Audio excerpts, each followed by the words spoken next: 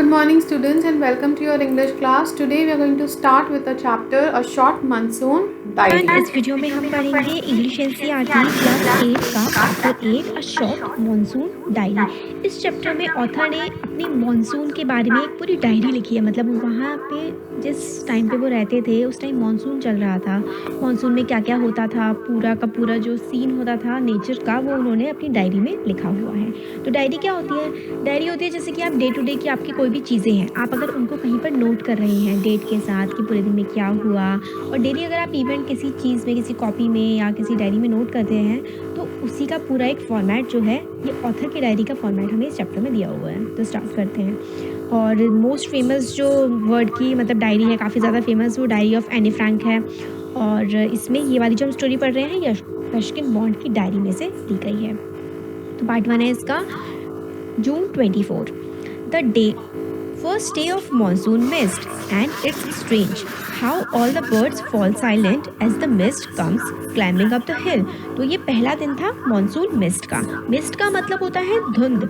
जब जो छोटी छोटी वाटर की ड्रॉपलेट्स हवा में लटकी हुई होती हैं तो धुंध सी बन जाती है, उसको मिस्ट बोलते हैं। तो मॉनसून का पहला दिन था और काफ़ी ज़्यादा मिस्ट थी, काफ़ी धुंध हो रही थी और अजीब सी, स्ट्रेंज का मतलब होता है अजीब, स्ट्रेंज सा साइलेंस था। मतलब बर्ड्स जो थी, चिड़ियाँ बिल्कुल चुप थी और ऐसा लग रहा था जैसे कि वो देख रही हो कि जो मिस्ट है वो ऊपर की तरफ किस तरीके से क्लाइंब कर रही है, पहाड़ों पे चढ़ रही है। Perhaps that's what makes the mist so melancholy। तो शायद यही बात है, perhaps का मतलब होता है शायद यही बात है कि ये जो मिस्ट है, धुंध है, ये पूरे के पूरे मतलब मौसम को मिलांकली सा बना देता है, मतलब दुखी सा, वेरी सैड सा बना देता है, क्योंकि बर्ड्स की आवाज़ नहीं होती है, शांति होती है बहुत ज़्यादा।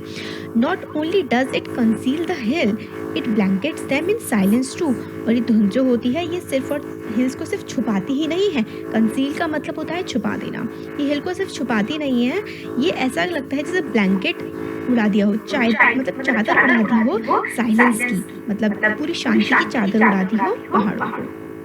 Only an hour ago the trees were ringing with bird sound। सिर्फ 1 घंटे पहले ही जो पेड़ थे वो चहचहा रहे थे चिड़ियों की आवाज़ से। And now the forest is deathly silent as though it were midnight। और अब क्या है, ये जो मिस्ट आ गया है इसकी वजह से जंगल है उसमें डेथली साइलेंस है, ऐसा लग रहा है जैसे कुछ जान ही ना हो इस जंगल में, और ऐसा लग रहा था जैसे कि आधी रात हो। Through the mist, Biju is calling to his sister. I can hear him running about on the hillside, but I cannot see him। तो मैं मतलब वहाँ पे क्या था, ऑथर आगे बोलते हैं कि कोई होगा बिज्जू, वो अपनी सिस्टर को, अपनी बहन को बुला रहा था। तो ऑथर को उसकी आवाज़ तो सुनाई दे रही थी मगर मिस्ट की वजह से वो उसको देख नहीं पा रहे थे। Sorry. So students, this is what is the explanation for the first page. Next page we will do it tomorrow. Read this page very